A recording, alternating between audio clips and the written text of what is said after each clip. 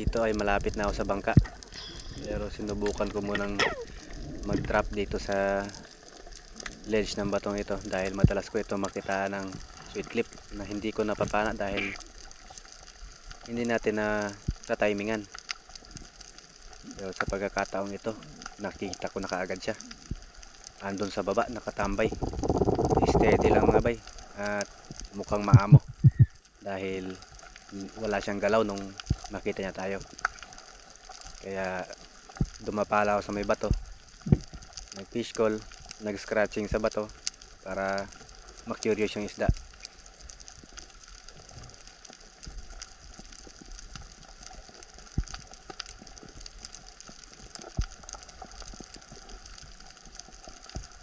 Ilang sandali pa ngayon lumipas mga bay, ayan, dahan-dahan na siyang lumapit.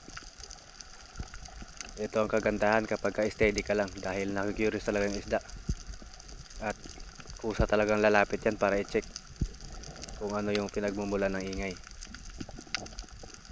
Ayan, on range na yan mga bay, pero inaantay ko lang talaga yung tamang timing para tuloy nating makalabit.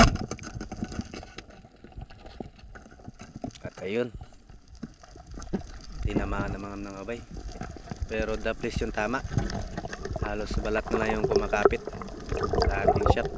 Kaya hinayaan ko lang muna at inantay ko lang na mahina yung isda hanggang sa nung maramdaman natin hindi na gumagalaw, tsaka natin dahan-dahang hinila para hindi mapunit. Ayun, finally hawak na natin yung isda.